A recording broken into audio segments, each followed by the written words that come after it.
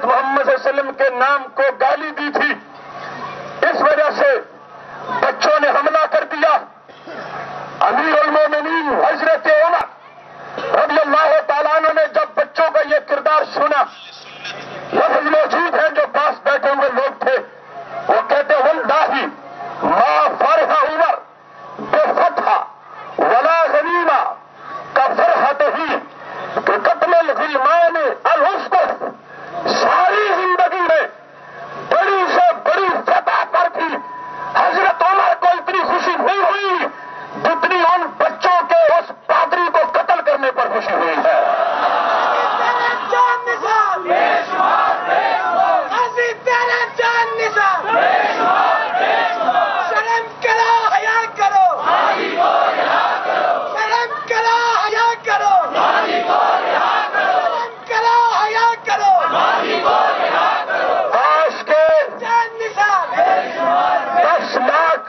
شہیدوں کے خون پر بننے والے ملک کا لیڈر کو عمر فاروق کا غلام ہوتا۔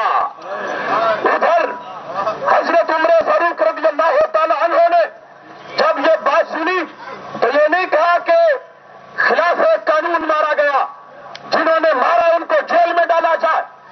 اتنے خوش ہوئے کہ جتنے زندگی میں کبھی خوش نہیں ہوئے تھے، اور اس کے بعد جملہ بولا۔ حالانکہ وہ کہہ سکتے تھے عمر کی عدالت کے ہوتے ہوئے بچے اپنے فیصلے نافذ کرتے پھرتے ہیں، انہیں مجھ سے پوچھنا چاہیے۔ میں عدالتوں کے ادب کا قائل ہوں، مگر عدالتیں حضرت عمر عطا کرنے والے ہیں، اور بحرین کے اس بچوں کے کردار کو حضرت عمر کی عدالت نے سرٹیفکیٹ دیا تو پاکستان کی عدالتوں کو بھی غازی ممتاز کو سرٹیفکیٹ دینا پڑے گا۔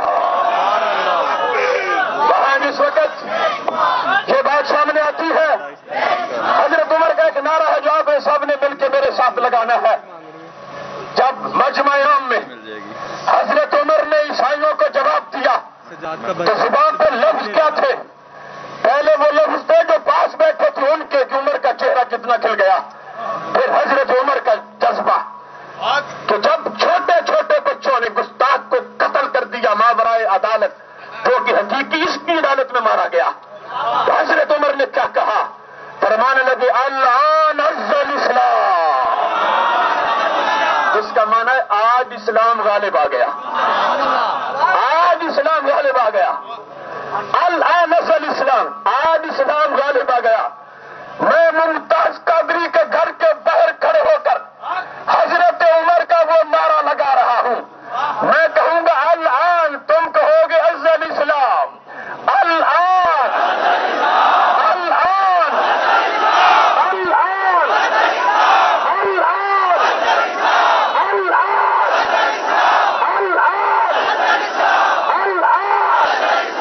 الآن، میں جیل کی سلاخوں میں بند غازی ممتاز کے کردار، ان کے عشق کو سلام کرتے ہوئے ان سے مخاطب ہو کے کہتا ہوں، غازی تو پہلے بھی گھبرایا نہیں ہے، غازی یاد رکھ عمر فاروق کا نعرہ کتنا حسین ہے، ممتاز غازی اسلام غالب آ گیا، اسلام چھا گیا، اسلام غالب آ گیا۔ میں کہتا ہوں حکمرانوں، اسے دہشت گردی کا نام مت دینا، وہ دہشت گردی کرنے والے بھگوڑے اور ہیں جو ہزاروں کو موت کی نیند سناتے ہیں، یہ عاشق ہے صرف مجرم کو چن کے مارا ہے۔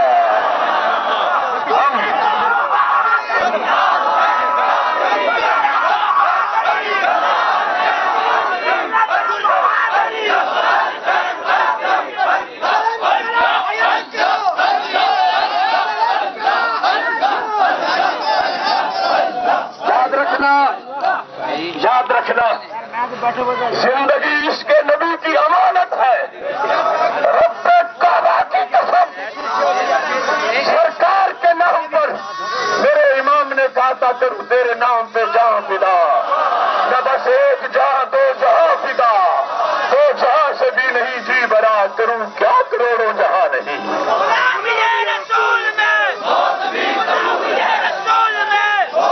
تھوڑا توجہ کرنا، بات چونکہ لمبی ہے۔ حضرت عمر رضی اللہ تعالیٰ عنہ کی عدالت نے فیصلہ سنایا تھا. حضرت عمر نے عیسائیوں کو متوجہ کر کے کہا آج لوگ ڈھونڈے اس جرم کو جس کی وجہ سے غازی کے سینے میں جوش آیا تھا. کیا ستم ہوا کہ غازی اٹھ گیا.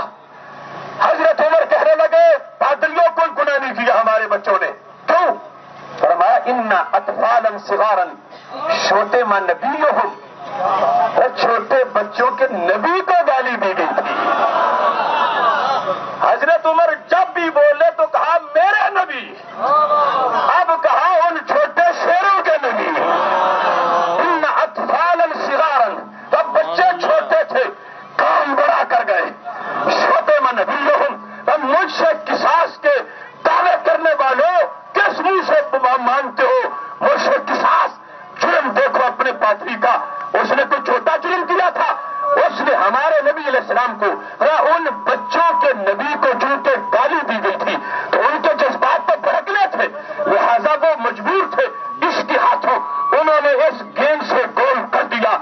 احترا دمن اس کو عمر نے کہا پادری کتے کی موت مر گیا. نہ قصاص ہوگا، نہ دیت ہوگی، نہ ان بچوں کے لیے جیل ہوگی، اور نہ ہی ان سے کسی لحاظ سے ان کی توہین کی جائے گی. اس واسطے ہم یاد دلاتے ہیں پاکستان جو کلمے کی بیس پہ بنا ہے، یہاں عاشقوں کو جیلوں میں نوت ڈالو. غیروں کو خوش کرنے کے لیے اپنے عاشقوں کو، محبوب علیہ السلام کے عاشقوں کو جیلوں میں مت ڈالو. اس واسطے کہ سب سے پہلا وہ قانون ہے جو قانون رسول عربی صلی اللہ علیہ وسلم نے ہمیں عطا فرمایا ہے.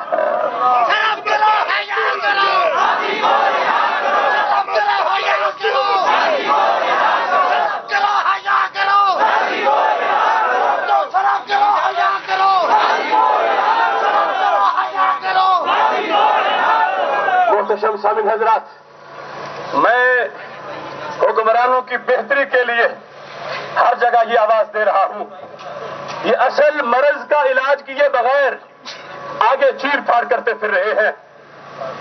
اس مرض کا علاج علماء کو جیلوں میں ڈالنا نہیں. اس پاکستان میں گستاخیوں کا جو مرض ہے اس کا علاج تمہاری کوٹھیوں کے گرد اونچی دیواروں کے پہرے نہیں.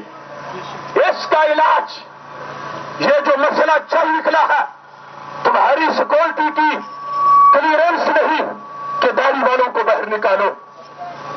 یاد رکھو جب تک گستاخی کا جرم ہوتا رہے گا اللہ ضرور اپنے محبوب علیہ السلام کی عزت کو پہرا دیتا رہے گا.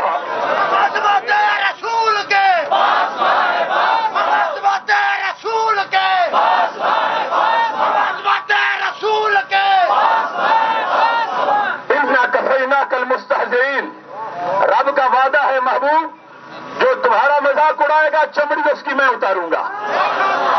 ہم کافی ہے تجھے، ہم کافی ہے. وہ دنیا کا کون سا محل ہے جو رب کے ملک میں نہ ہو؟ وہ دنیا کی کون سی رہائش ہے جہاں تک رب کا حکم نہ پہنچتا ہو؟ وہ دنیا کی کون سی مخلوق ہے جو رب کا کہنا نہ مانتی ہو؟ اگر تم پولیس اور فوج سے ممتاز قادری جیسے لوگوں کو نکالو گے اللہ دیگر مخلوقات سے بھی شان نبی پہ پہرا دلواتا رہے گا. اس سلسلہ میں بڑی لذیذ بات کرنا چاہتا ہوں. ایک جانور ہے، لوگ جب بھی نام لیتے ہیں اس کا حقارت سے لیتے ہیں، مگر جب سے میں نے اس جنس کے ایک فرد کا کردار پڑھا اب میں گستاخ کو کتا کہوں تو کتے کی بےدبی محسوس ہوتی ہے. الدرر الکامنہ فی المئۃ الثامنہ عظیم محدث ابن حجر اسقلانی کی کتاب ہے. انہوں نے اس کتاب میں لکھا ہے ایک جگہ پر منگول بیٹھے ہوئے تھے تاتاری، اور ان میں کچھ عیسائی بھی ہو چکے تھے. کسی نے ہمارے نبی علیہ السلام کی شان میں گستاخی کی اور وہ یہ سمجھتا تھا کہ یہاں ان کا کوئی غلام موجود نہیں ہے. قریب یہ کتا باندھا ہوا تھا. کون؟ کتا.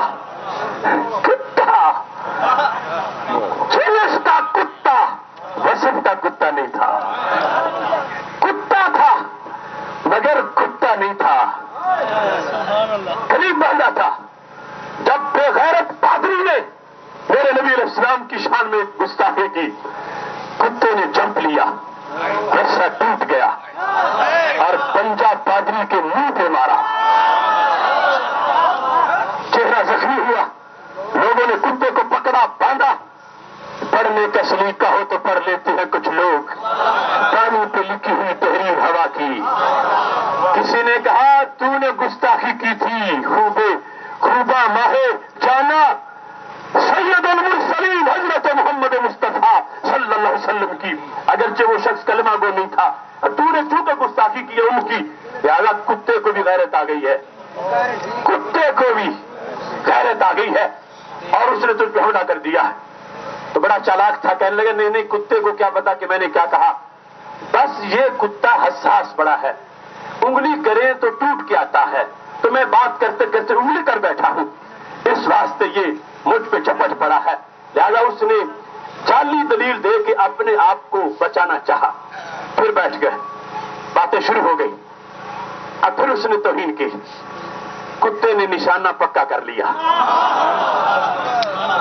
وصف کے کتے نے, وصف کا وہ محب تھا, جنس کا کتا تھا, مگر اس نے 2 ٹانگوں والے کتے کو اب نظر میں کر لیا. 2 ٹانگوں والے کتے کو نظر میں کیا. اب جب توہین ہوتی گئی, کتے نے جمپ لیا, رسا ٹوٹ گیا. اب اس نے تماچا نہیں مارا, اب اس نے منہ سے اس کی گردن کو پکڑ لیا. کتے کے